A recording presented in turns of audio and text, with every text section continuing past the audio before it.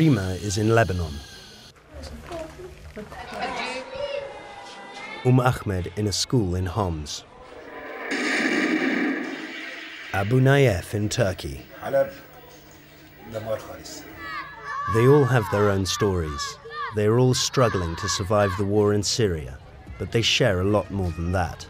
Since the beginning of the conflict, millions of Syrians, mostly women and children, have become entirely dependent on humanitarian assistance. Many have lost family members, their homes, their livelihoods, and many have fled to neighbouring countries. Of all their needs, food is on top of the list.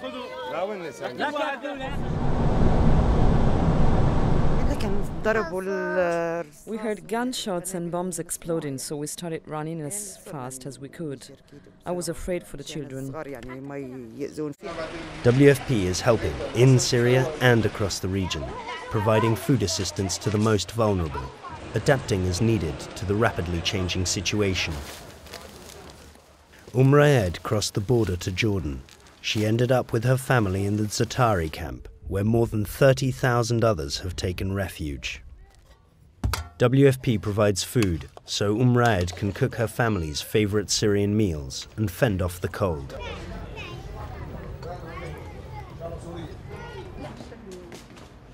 Where food is available in markets but too expensive for refugees, WFP is using innovative food voucher programs. In Turkey as well, where the government has generously been assisting Syrian refugees, WFP is also using a similar program. Abi Nayef and his family escaped Aleppo when their house was destroyed in the fighting. WFP e-cards enable him to keep hunger at bay and help the local economy. WFP is also on the front line in Iraq, where thousands of Syrian refugees, many of them Kurds, have fled. Here, WFP also delivers food and will soon move to the voucher system. As time goes by, more and more Syrians will need help finding food. WFP stands ready to assist all those in need.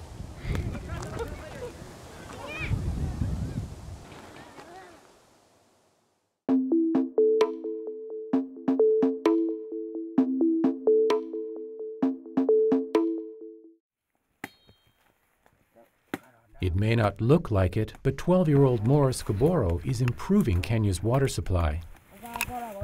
He's teaching his grandfather how to care for trees. I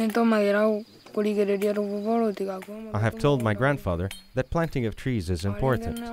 It helps by giving shade, but it also gives shade to our crops. So when it rains, the trees will conserve moisture. What Kaboro knows about trees and water, he's learned at school from his teachers and from hands-on experience. Students at Kambaru Primary School have planted more than 4,000 trees. Their efforts are part of a larger greening program that has already rehabilitated 2,600 hectares of forest and increased water flow from one of the country's most important water sources, Mount Kenya. Faith Johnson is manager of the Mount Kenya East Pilot Project for Natural Resources Management. In Kenya we have the 5 water towers, and Mount Kenya is one of the most significant in this country. And the government is very keen in conserving this water tower for the growth of the economy and employment creation and food security.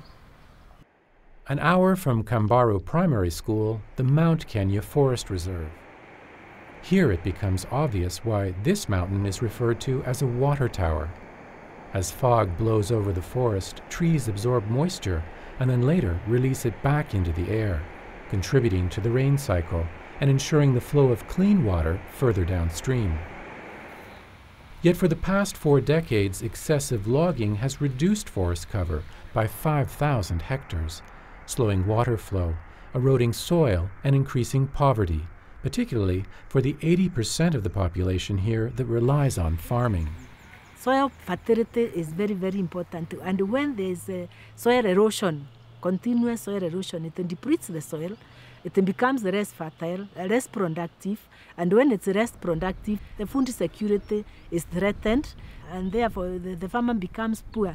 The poorer they are, the more they deplete the resources. They go on cutting the trees within these rural settings, and it becomes a vicious cycle.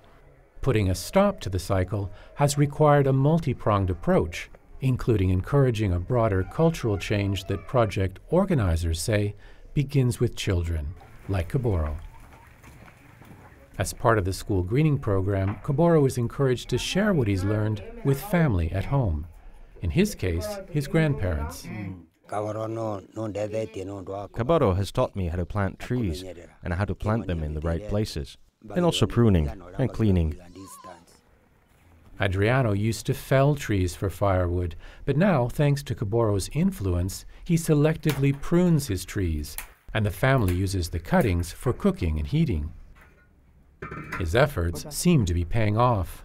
Within the short time that we've been planting trees, it seems there is more water. As more people take part, we are seeing some changes in the streams which were drying up very fast. This time, the water flows for a longer time than before. With support from the UN's International Fund for Agricultural Development, it's estimated more than 7 million seedlings have been planted in water catchment areas along the eastern slopes of Mount Kenya since the pilot project began in 2005.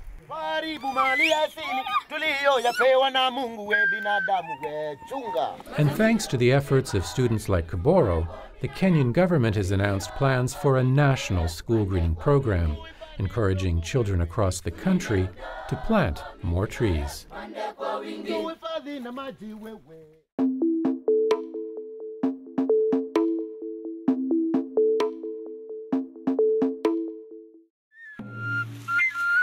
It's harvest time for barley in the high Andes of Peru. Some farmers still harvest in the traditional way. The villagers here are expecting a good crop with enough to feed their families and a surplus to sell. This wasn't always the case. Few plants survive at altitudes of around 4,000 meters. Barley was growing for centuries in Peru. It was grown by the Spanish people, but the varieties that the farmers grow, it was for animal food. So we decided to improve that. We decided to have a barley that could be used for human food. It all started here through a project sponsored by the IAEA and the UN's Food and Agriculture Organization. A technique that uses radiation on seeds to induce changes in plants was applied. The gamma rays speed up the process of spontaneous change that occurs in nature but can take millions of years. The irradiated barley seeds were planted at La Molina University in Lima. Breeders led by Professor Gomez Pando selected the best plants and replanted their seeds. This selection process continued for 7 years until, eventually, in 2006, Centenario was born. This barley is proving to be Peru's best variety to date. It provides more grain than other barleys. It's tasty and rich in protein.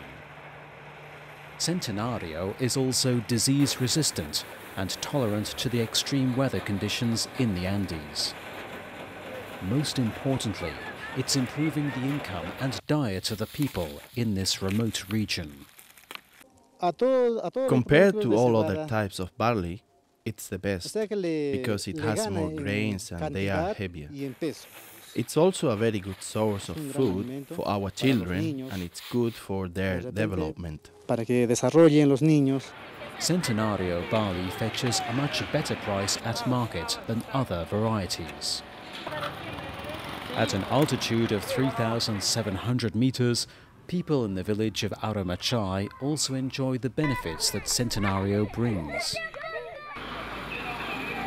In Lima, the El Gran Molino bakery chain is one promising outlet for Andean farmers. 20,000 pieces of bread are sold here every day, and this is just one of 18 outlets. The owner is working closely with La Molina University to increase the use of national grains in his products. He's using flour made from Centenario and provided by small mills in the highlands. These products come from the poorest farmers, so it's a matter of creating a market for their products where they can sell them and benefit from the sale of these cereals. Professor Gomez Pando is now trying to develop further improved varieties of the native grains. From the hundreds of plants, 1 or 2 new varieties could emerge, which would bring better nutrition, more food and extra income to the people in this remote but beautiful part of the world.